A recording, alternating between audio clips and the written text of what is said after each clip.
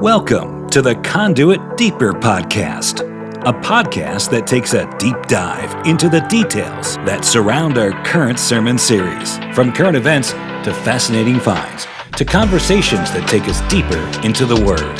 Thanks for joining us. Welcome to the Deeper podcast for another week. Mo is not with us today. He is at a conference, but I've got a big surprise for you. My old friend Majed El Shafie is with us.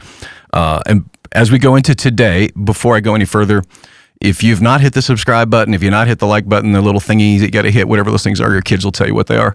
Would you do that for us? Like leave reviews, because that actually is helping grow the impact of this podcast far beyond what we had imagined. And now with that said, Majeed is someone who's been at Conduit. It's been a few years. We were still meeting in the high school the last time Majeed was here, but just a quick background on Majeed. He's born in Egypt. As a young man, he was arrested, tortured, and literally sentenced to die after he had converted from Islam to Christianity. He escaped and made his way. And actually, Majeed, could you pick up the story from there? I want to talk about the film, right? We're going to talk about that today. We're going to talk about what's going on in Israel, Syria. But when you escaped all those years ago, where did you end up right after that? I'm trying to remember if I've got my timeline right with your story getting out of Egypt and out of your death sentence. Well, Darren, let me just start by saying I missed you. I missed the church. I believe that your church was one of the very few churches when I went to speak there, I felt home. Aw. The people was amazing. The people was beautiful. You were beautiful. You stood beside the persecuted Christians, and you still do. In the time that, not persecution of the church was not a very popular message, you opened your church more than once to this message. And for that, I'm thankful to you, and thank you for having me in your show. I converted from Islam to Christianity at the age of 18. I created an underground organization in Egypt. In August 15, 1998, I was arrested from my office. I was tortured for 7 days, hanging me upside down, beating, shaving the hair of my head, putting my head in cold and hot water, crucifying me for 2 days and a half, releasing 3 dogs to attack me. And God closed their mouths.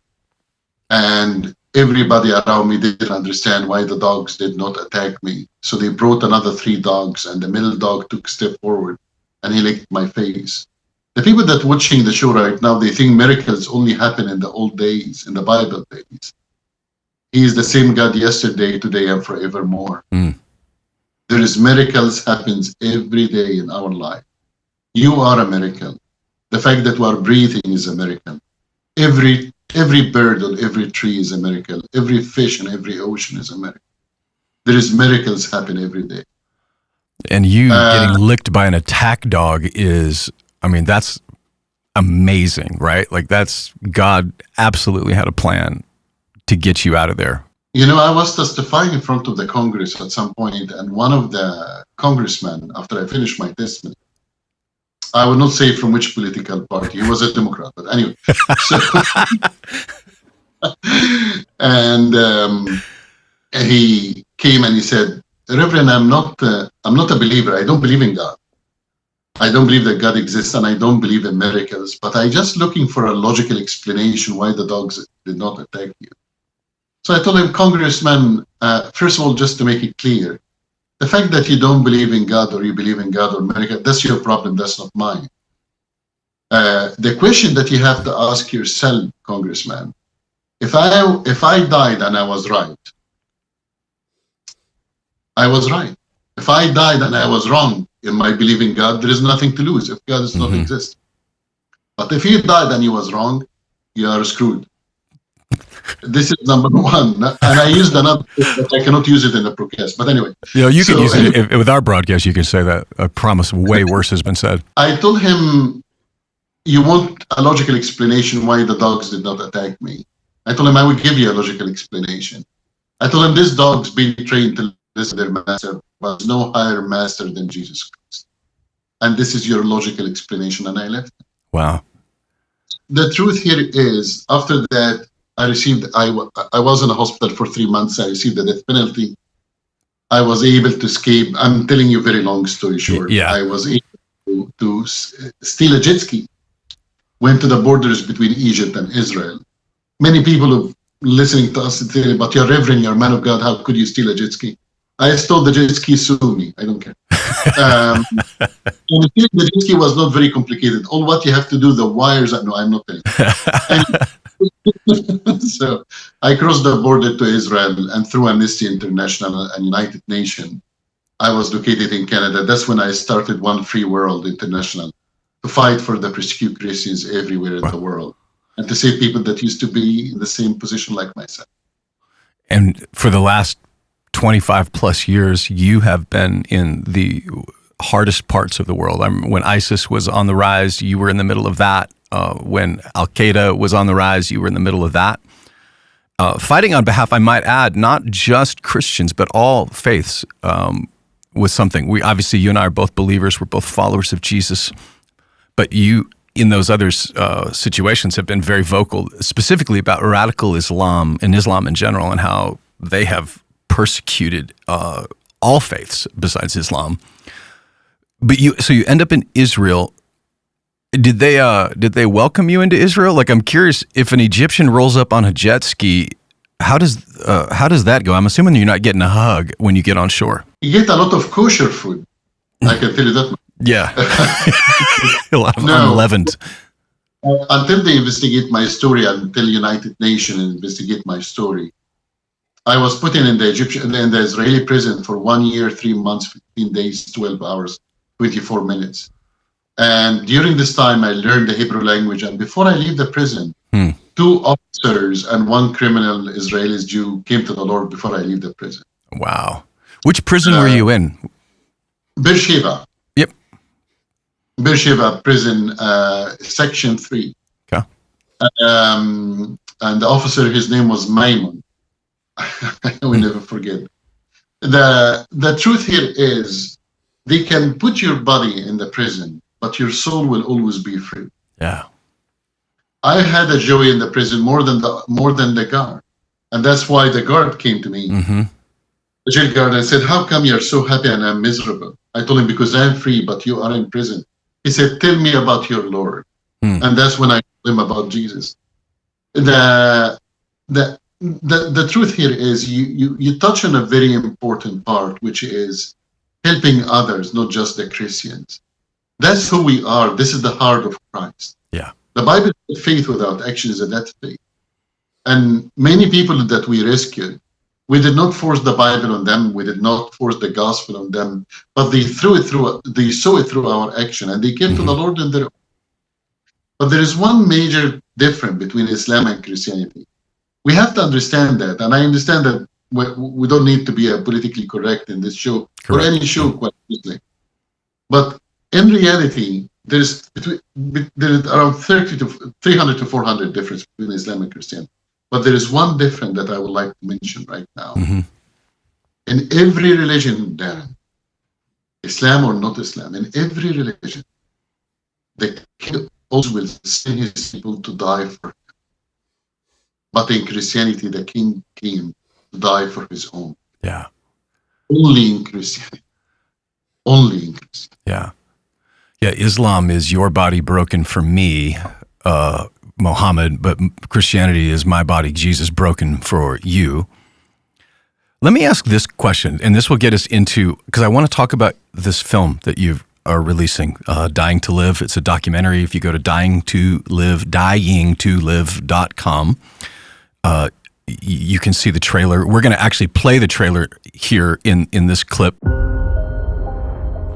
I'm not an Israeli. I'm not a Jewish. I'm not a Palestinian, and I'm not a Muslim. I am a human being. So I really apologize in advance. What does October 7 means to you? The end of the world and another world was born. They heard Hamas in their homes. And they began hearing their neighbors being killed. You can see all the bullets see the knife in the mattress. We saw a video that Hamas uploaded of my cousin's son, Erez, in their hands. We saw my brother being led by a terrorist. The first thing I realized just immediately was, that's it. She's dead. As an Egyptian, we are the traditional enemy of Israel. I stand in front of you as a defender of Israel. This is a worst form of Holocaust in the 21st century. Hamas is evil. There's no other way to pure evil. I prayed to God and I said, please God, I don't want to die. Not like this. It was pure evil. I didn't think it could happen. They chose to do that. They could have chosen differently.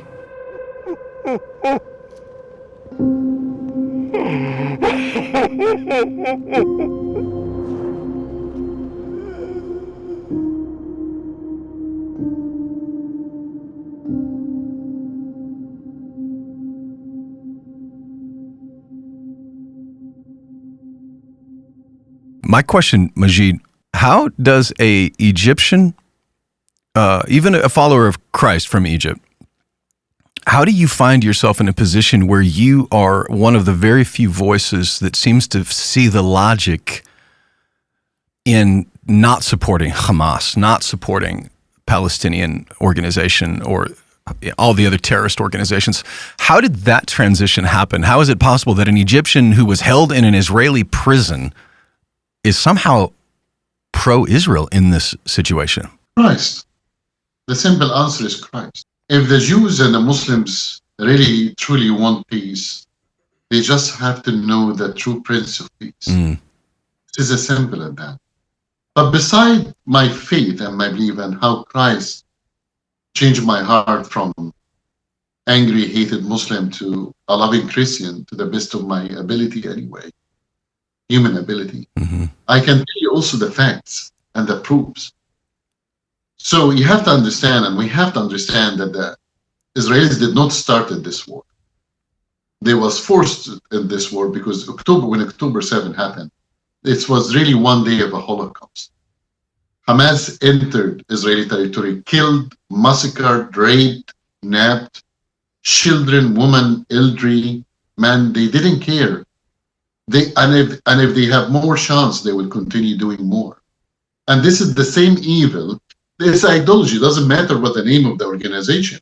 Yeah. Hamas, Al-Qaeda, ISIS, Boko Haram in Nigeria, Shabab in Somalia, Abu Sayyaf group in Philippines, ISIS in Iraq, and it doesn't matter who you are. But this is the same ideology, Hezbollah in Lebanon, of course.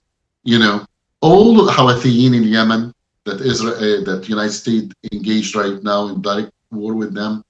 All of this, the same ideology, all of them the same hatred. So when we are seeing this, we cannot remain silent. But when October 7 happened there, and there is two things shocked me to the core. Number one, how people in Gaza celebrated that. They really celebrated that. But the second thing that shocked me, how the people in the West went out in demonstration supporting Hamas without any shame.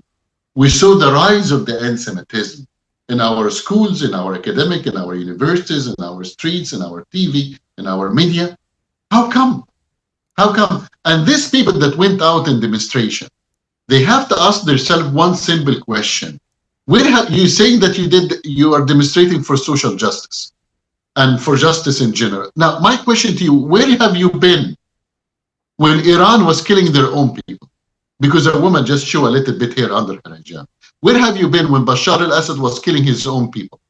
Where have you been right now when Ahmed al-Shara killing the minorities? Where have you been when China was killing the Muslim Uyghurs? Where have you been when Saudi Arabia was attacking Yemen and killing more than 400,000 of them? Where have you been? So don't talk to me about social justice when there was many stands that you could stand to save and to rescue people, and you did not do it. With my all due respect, we have to remember that there's two different kinds of anti-Semitism, the old one and the new one. The old anti-Semitism was the Hitler speeches, kill the Jews, hate the Jews. Now, the new anti-Semitism that we see is take the word Jews out and put Israel or Zionists. And it's the same hate, it's the same thing. Now, I'm not telling you that we cannot criticize Israel. Anybody can criticize Israel, a state like any state. Yep. There's nobody criticizing Israel more than the Israelis. But if you take from Israel the right to exist and the right to defend themselves, this is the new anti-Semitism that I'm talking about. Thank you. So in that case, so we've just seen the trailer here, and you were in. So I've been as well. I've been in Nir Oz and Absor, all along the border. Watching a lot of the video from the trailer was like sobering. I've been back a few times. What was it like the first time you were there? Because you've seen some pretty evil stuff, right? You've had a front row seat. What about this specific attack stood out to you? I will tell you, we wrote a report about it and we submitted it to different international governments and so on. I will tell you, just to paint the picture properly, I've been in the Ukraine war many times. I've been in ISIS war in Syria and Iraq, and we rescued more than 600 Yazidi girls. I've been in Pakistan in Taliban territories. I've been in Afghanistan with the Americans and the Canadian troops. I've been in Karabakh when Azerbaijan attacked Armenia, and I almost got killed there. Let me just put it that I get shot at least 15 times in the last 7 years. So when I went to Israel after the massacre, the only thing I can see was Iraq or Syria. That was like, I thought that I am in Iraq or Syria. I couldn't believe that this was in Israel. It was just so damaging and so violent and so evil and so demonic. I had meeting with people that they was like ambulances, that they saw a pregnant woman was killed and the terrorists opened her tummy and the child inside the tummy. This is demonic. This is not evil. That's demonic. It's a whole different level. The rape. I had a meeting. The movie Dying to Live. We focus on the human feeling, the human raw feeling, and we sit down with the victims and the survivors, not only from the Jewish, even like we had also meetings with Muslims, Palestinians, Muslim leaders, Jewish leaders, Christian leaders, like Bridges for Peace or the National Christian Embassy. We had meetings with people. We focus on the human feeling. We didn't focus on the political arena. Leave politics to the politicians. But here we are talking about purely human rights. Yeah.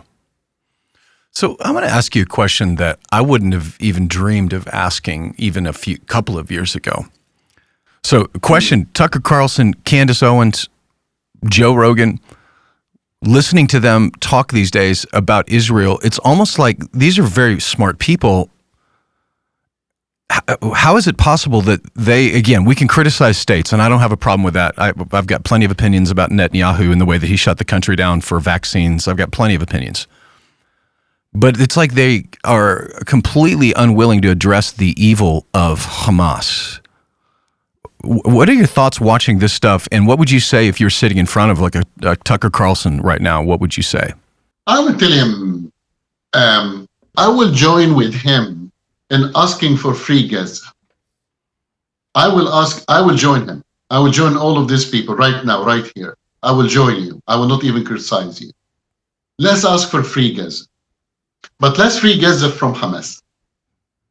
Let's free Gaza from an organization that killed their own people, that putting them as a human shield, that for 2 years they know that the attack will happen. They didn't build one shelter above ground. It's all tunnels, that stole the resources, that hide weapons in hostels and in the schools and in the civilian buildings to sacrifice their own people. They killed even their own people when they took over. They killed even the LGBT community. They killed women. There is no women rights. There is no children rights. There is no true freedom. Let's free Gaza from Hamas. I agree with you. Yeah. When we free Gaza from Hamas, we will be able to sit down and celebrate this peace. But in the same time, you have to ask yourself, where is the leadership of Hamas today? In Qatar. having champagne and eating caviar, while their own people is dying from hunger. So with my all due respect, before you come to me and take the side of Hamas and the side of Gazians, the people in Gaza are the one that voted for Hamas. And today, if there is an election, the people in Gaza will vote for Hamas and will vote for the West Bank again. Yeah. The issue here is that we have to understand, for Candace and all of these wonderful people that you mentioned, take a look at the ideology of Islam itself. Let's not play politically correctness, because politically correctness is the very thing that will destroy our American or Canadian fabric or Westerner fabric. That's where the persecution will start in North America, using politically correctness. Don't talk to me about Hamas and Gaza and all of it. Learn first what is Islam, the ideology of Islam. Then come talk to me. Talk to me about what Islam said about the end of the days, about that every Muslim have to kill every Jewish on earth, to the limit that the rocks and the tree will talk to the Muslim and say, there is a Jewish hiding behind me, come and kill it. Talk to me about in the Quran when they say that Jews is pigs and monkeys. This is in the Quran. Yes. Nazir in the Quran. You know why they would call them pigs and monkeys? Not just insult them. Forget about the insulting part. Because it's dehumanizing them. And the first step of before committing genocide is dehumanizing somebody.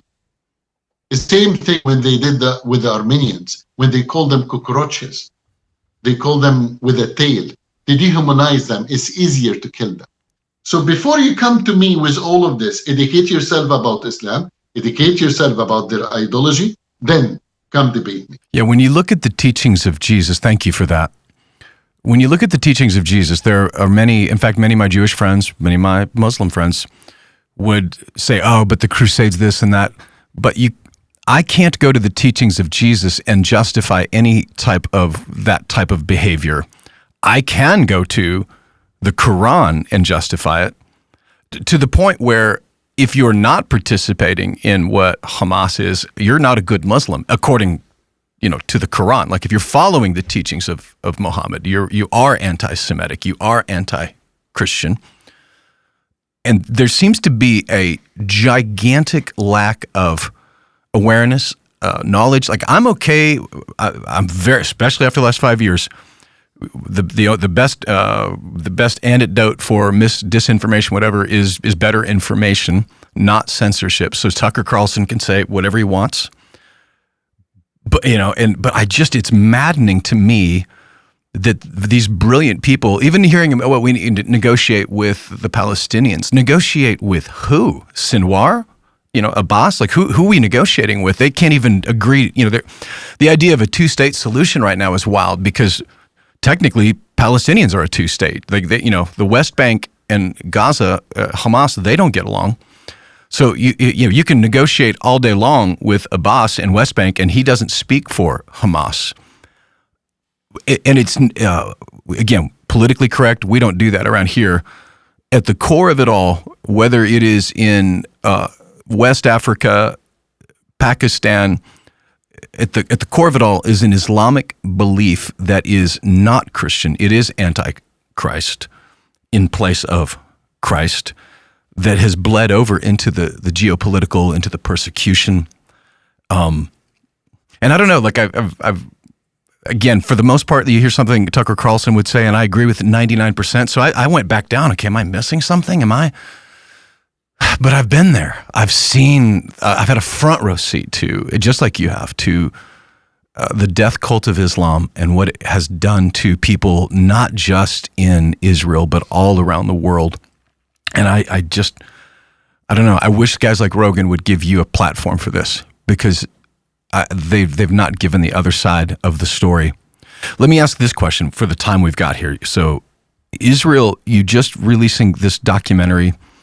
We're going to have information for our people on how to view it, and we'll talk about that. But on the south, obviously Judea and Samaria, that's where Palestinians are. But to the north is Lebanon and Hezbollah and Syria. And you just got back from Syria. Help us understand what's happening right now. Why would Israel have bombed near the palace in Damascus? What's happening in the north that is just as important as what's happening in the south? Yeah, I just came back from the region, especially the Syrian borders. And we had meetings with the minorities, the Druze minorities, the Christian minorities, the Alawiyin minorities. Listen,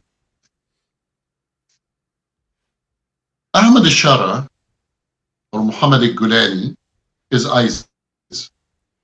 Yeah, say that again. He can change his suit. Ahmad al-Shara or Muhammad al-Gulani, as he called himself, is ISIS. He's a terrorist. He can change his suit. He can change his hairstyle. He can speak softly. He's evil. He's terrorist. And this man should be presented to the court of justice and be prosecuted for the actions that he took of killing many of the innocents, many of the Christians, the Yazidis, enslaving Yazidis for his own pleasure. He's a terrorist. Let's just make this very clear. He took over and he promised peace. He promised that we will deal with the minority in a respectful manner. That's not what happened. In the last 40 days, in the last 2 months, more than 40,000 minorities was killed. In 2 months? In 2 months' time, more than 40,000. And I'm downplaying my numbers, by the way. Yeah. We have evidence, pictures, videos on people on the ground, because we have our teams on the ground. Druze, Alawiyin, Christians. They are kidnapping right now Christian girls from the churches, as young as 11 and 14.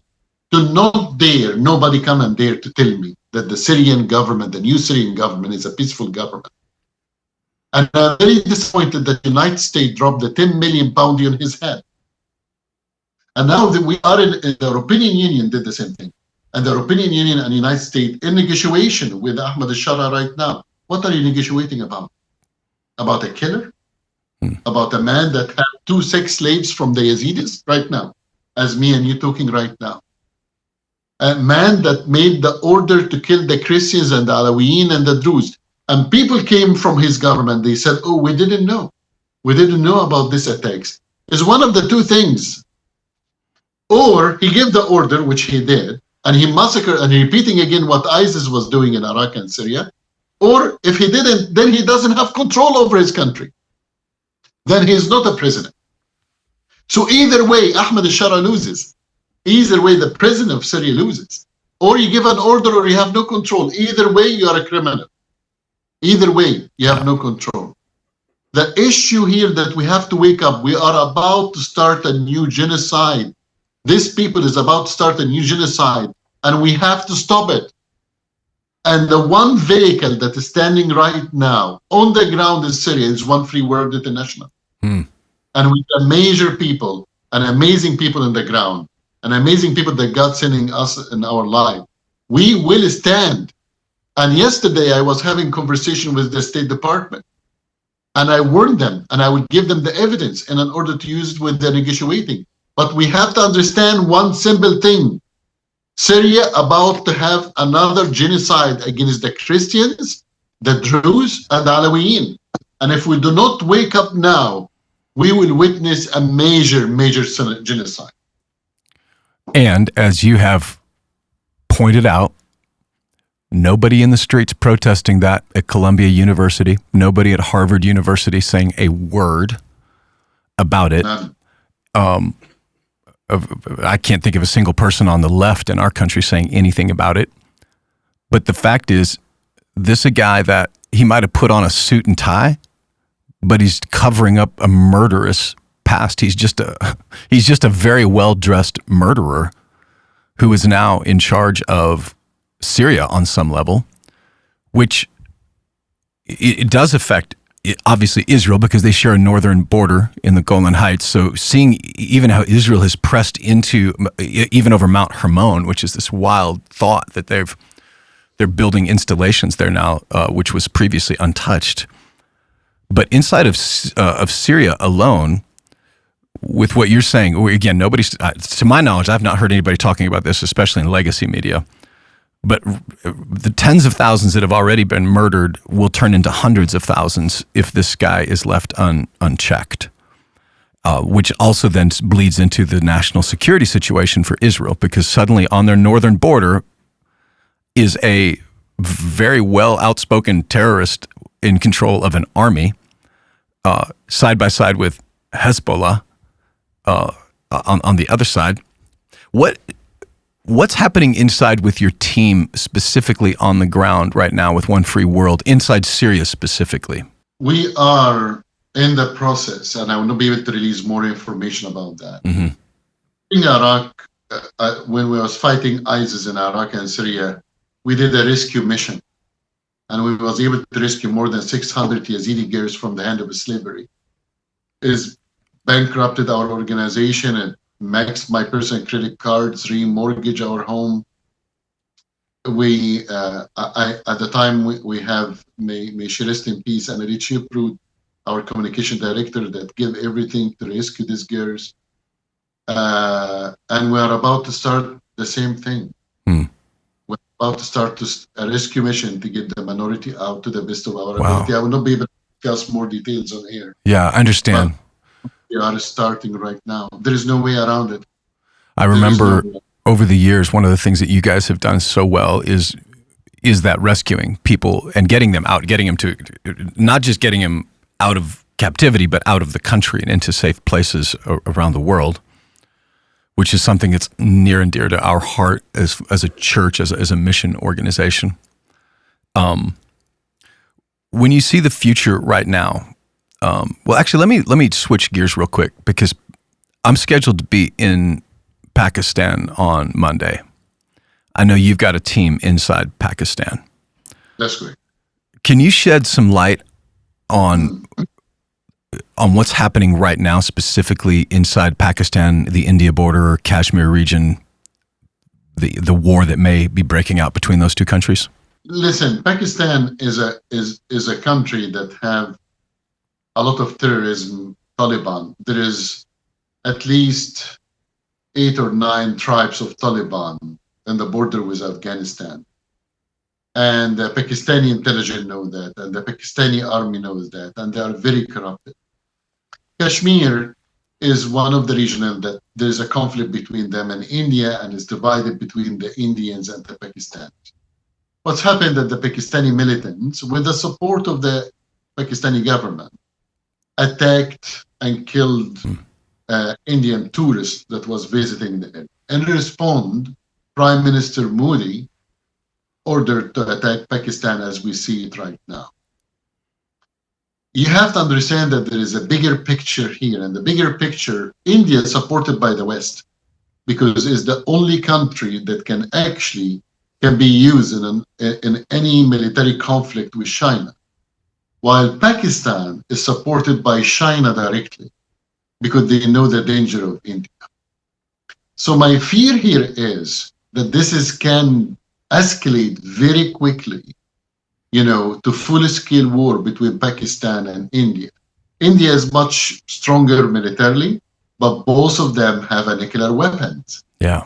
And the one thing that we know about Muslim extremists, that they believe if you died regardless how, in jihad, you will have the 1770 version or whatever it is, and you will have a better life because you will die a martyr. And that's the fear. When you leave a nuclear weapon in the hand of such a government and such a regime, you are risking the security of the whole world. By the way, just about the 75 version, just FYI. One time I was in debate, and I looked with Imam, and I told him, Imam, can I ask you a question? You said that you get 77 version, whatever the number, and he said yes. I told him, how do you know it's a female version? Because the Quran didn't say, I'm not joking. I'm sorry. The Quran I know you're not. That's what makes it so funny. So I told him, how do you know that is a female version? I'm not joking. The Imam stopped for 2 minutes like this. And he was like, holy crap. What a ripoff, man. I'm joking. Anyway, it is what it is. What is so wise about what you're saying is, like, for instance, North Korea, like, they're obviously a threat. They've got nuclear weapons. But that guy's an atheist. Kim Jong-un, a little sawed-off, fat, nasty dictator, he's already got his 72 virgins. He just, he doesn't want to die because, he's a hedonist atheist. But when it comes to radical Islam, what you just said is something that especially, I think it's why specifically secularists in the Democrat Party don't understand the magnitude. And it's why I'm surprised that someone like Tucker Carlson doesn't understand it, is that this is a religious belief that is deeply held. And what you just said, right? If I die in jihad, if I die as a martyr, I'm rewarded by it. And at the deepest core of who they are, they believe that. And so when it comes to Taliban, when it comes to the specific, and I should stop even saying radical Islam, because it's technically just Islam, and the rest of them are moderate Islamic. But inside of Pakistan right now, I mean, it's not lost on me. That's where, Osama bin Laden was hiding in plain sight for a long time. There's so much corruption inside that country on a government level that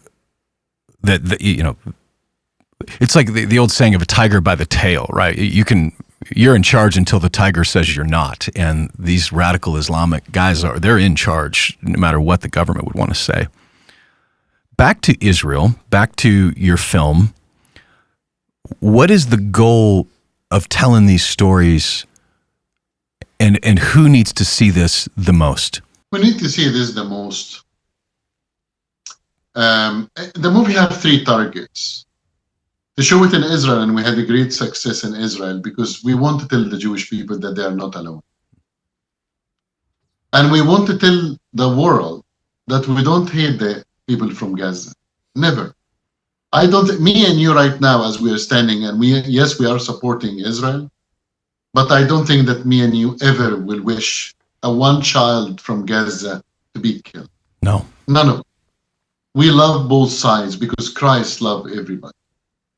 But the truth is the truth, and we have to stand beside the truth. It's as simple as that. The second target is to see it in the West here, in an order to fight the propaganda machine that we see against Israel. But the third target that we are trying to duplicate this movie in Arabic language, in an order to be able to show it in the Middle East or Arab countries. You want to cut the head of the snake? Deal with the ideology and stop the ideology and destroy the ideology. You can kill 100 Yahya Sinwar. You can kill 100 Hassan Nasrallah. In the end of the day, 500 more will come back. You have to fight the ideology. We have to re-educate people. Education, education, education, if you want to win this war. How will you get it into the Middle East? If I have to tell you, I have to kill you. Yeah, as I'm asking that out loud, I'm like, hey, why don't you just show all your cards about how you're going to, so in hindsight, let's scratch that question. But shortwave. Yeah, I forgot we were broadcasting for a minute. I think that is what, I hope that everyone sees it, because the truth is the truth. And you're right. Like my heart is broken for especially the kids. If you're 5 years old, it's not your fault that Sinwar is a murdering psychopath. It's not your fault. But in the world we're in, the Genesis 3 world that we're in, if Israel puts down their weapons, Hamas will destroy them. So they don't have a choice at this point, and it's maddening. I wish there was another way around it, but I guess I'm getting real tired of people that are saying Israel shouldn't do this, Israel shouldn't do that, but they don't have a what they should do policy. And until you've got one of those, I really need you to shut up, because I don't know what to do either. I just know that doing nothing is what resulted in October 7th. That is the fruit, the harvest of doing nothing since 2007, 2008. Handed Gaza over to Hamas. And they spent 18 years building a military underground empire. So it's like a cancer surgery, right? Like you're going to cut out parts that you don't mean to cut out in order to save the whole human. And I wish there was a different way. It's above my pay grade to know. I just know that I've seen what you saw.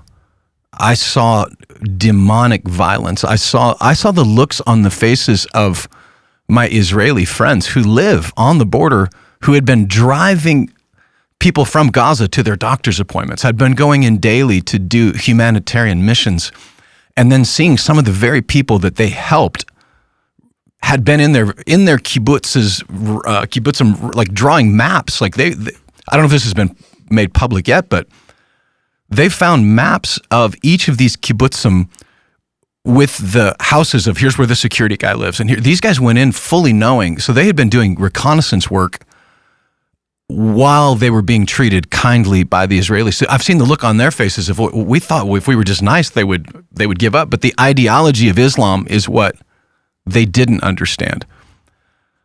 And when I think to how do we possibly try to communicate this story, we're competing against legacy media. We're competing against the depth of private universities and the Ivy League and the elite. We're competing against a huge machine, but the truth, it matters. And I'm so thankful that you took the time, the courage, the investment to make this documentary. Someone watching us right now or listening to us, where can they? First of all, is the film officially available? And second, where is the best place for them to see it? Well, the movie is officially available, and as you said, the website dyingtolive.com. But it's in Rumble, on Salem, on different websites that they can go online and they can see it. You can go to our website as well, and it can direct you onefreeworldinternational.org or OFWI, OFWI.org. The most important thing here is it's not about watching the movie and all of this. Most important that you take an action. The Bible said faith without action is a dead faith. Pray. But also taking an action, and in order to educate your member of Congress or your local media or your school or it's very important to have a grassroots movement, and in order for the people to understand not only about Israel but even about the persecuted Christians as well.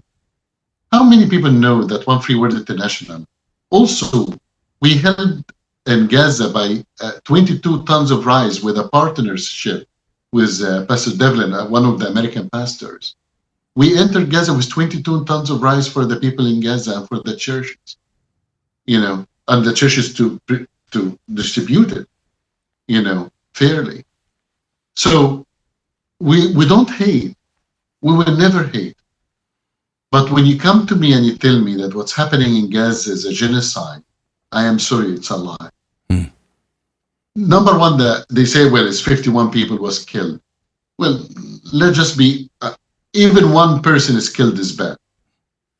But 51,000 out of 2.2 million, that's not a genocide. Number one. It's a nasty war, but that's not genocide. Number one. Number two, how do you know that this number is correct? They tell you, well, Hamas told us. Will you believe Hamas? You tell you it's the health ministry of Hamas. Number three, and the final, how do you know that all the 50,000 is civilians? How do you know that all the 50,000 is civilians? How do you know that 90% of them was not Hamas fighter? 80% of them is not fighters from Hamas, terrorists from Hamas. Don't play with me this game, because I am from the region and I know Islam. I lived in Israel, I speak Hebrew.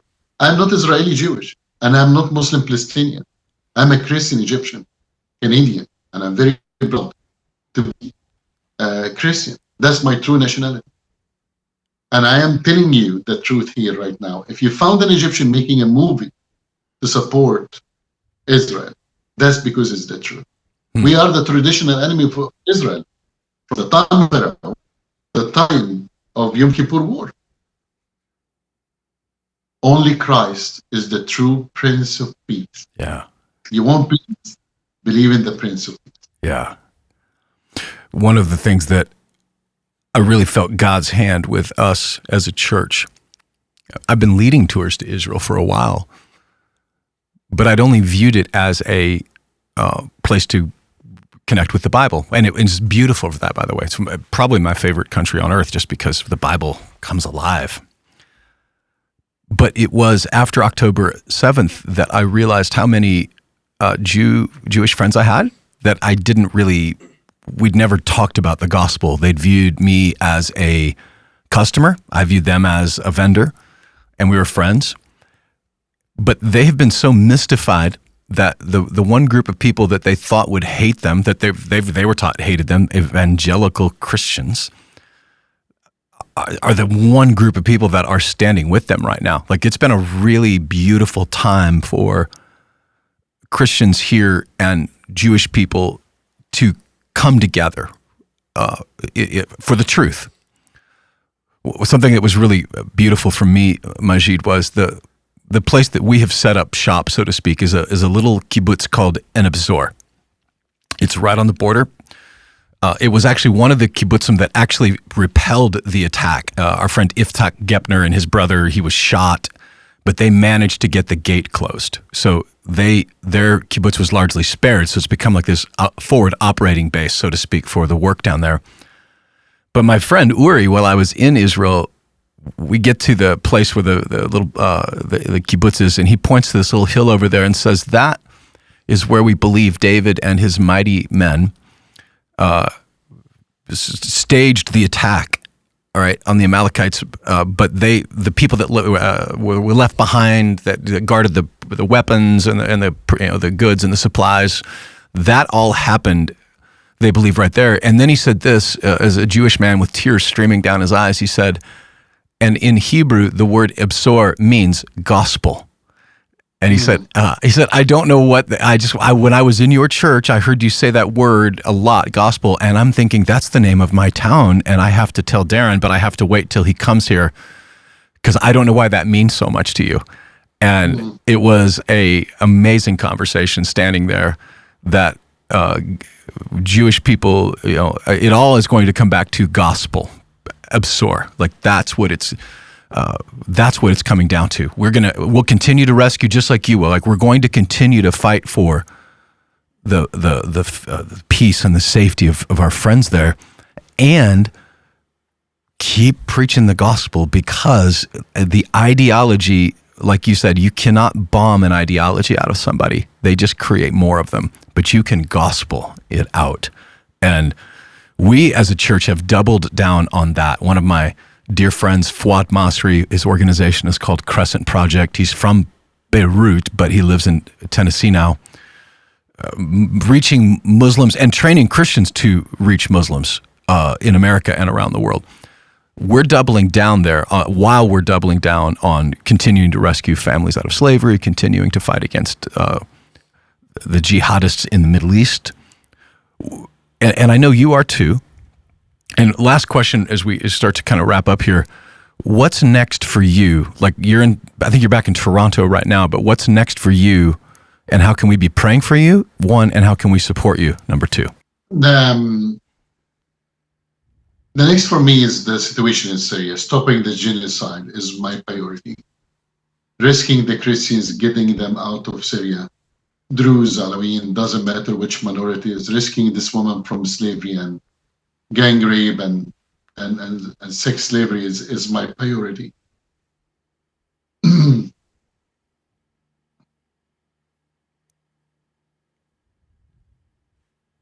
How to support us is to pray. I thought that I would not see this evil again, but I was wrong, and I saw it again.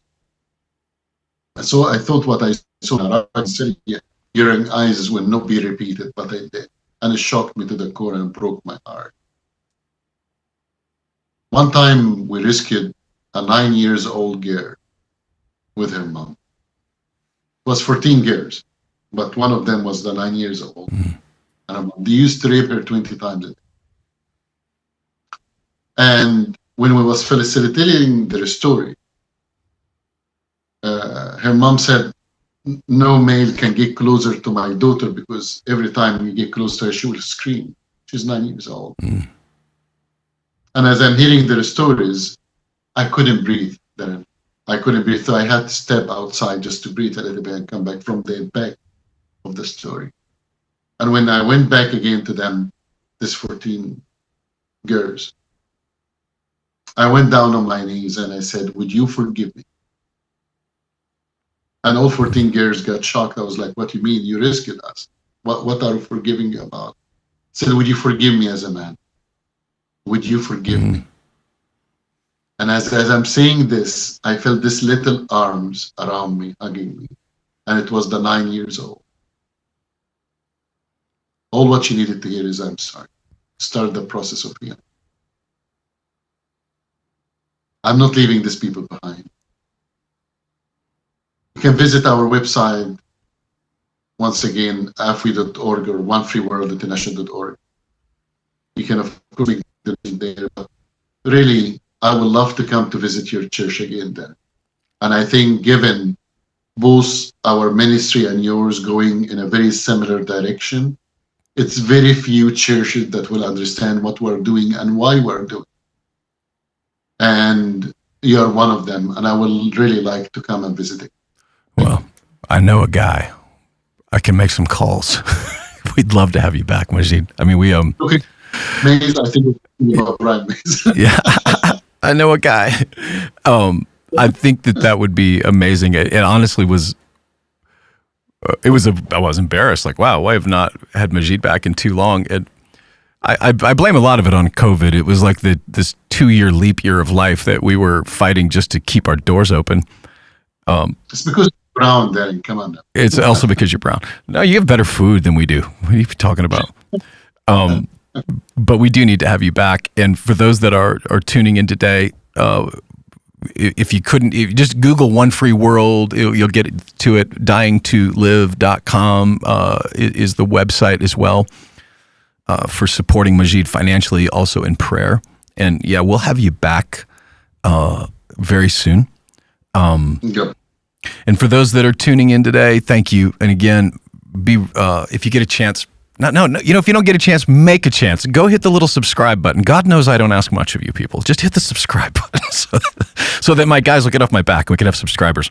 And thank you for sharing it as well. And this is an episode when you have a chance, like what Majeed was saying, part of a grassroots movement is sharing the stories, sharing videos like ours, sharing the trailer to this film. You know, if you can use your finances to donate, you can use your knees for prayer, but you can use your influence to change ideology. So I encourage you to share this information. Find Majeed on his socials as well, and you can follow him in his journeys. And as soon as we get a date on the books this summer to have Majeed back, I hope you'll join us live for that. Any parting thoughts, Majeed, as we send you off into the Socialist Republic of Canada?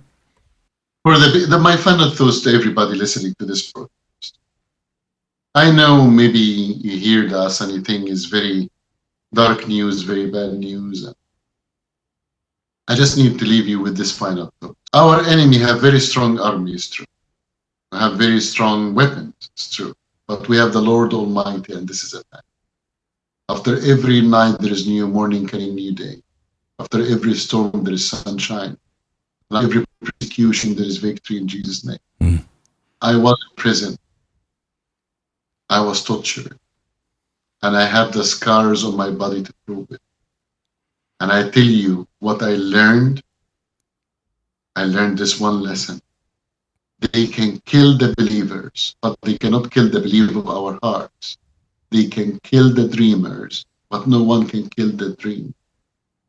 God will prevail. Thank you for having me. Yeah. That is a great note to end on, because in the darkest night, there's hope. We're actually in a series right now, Hope in the Darkness. And Christ we know the end. I say this a lot, but he fulfilled almost 400 prophecies in his first appearance when he came. There are still hundreds prophecies that he's going to fulfill, and he is 100% going to fulfill those as well. And they all include him on a white horse, him making everything new again, and us as believers in the meantime, we get to hasten his return, not with bloodshed, not with violence like in Shia Islam, but with the gospel. The easy places are taken. Majeed, we say that all the time here. The reason that the hard places are hard is because they're hard, and they're the only ones left, and they're the ones that need the gospel. Every nation, tribe, and tongue. And that is our distinct honor to know that we get to play a part in that, and that Jesus will return, and maybe in our lifetimes. And until that day, the hope is that we're holding on to that. He is going to return, and we are going to celebrate as, Allah, all other gods will bow, and only Jehovah, Yahweh, will remain, Jesus Christ himself. So thank you, Majeed. We'll be praying for you. I'll keep you updated as to whether or not I'm leaving for Pakistan on Monday. Wouldn't mind seeing some of your people while I'm there. And my people will call your people, and we'll get you back to Conduit real soon. Thanks for being here, buddy. God bless. Thank you. God bless.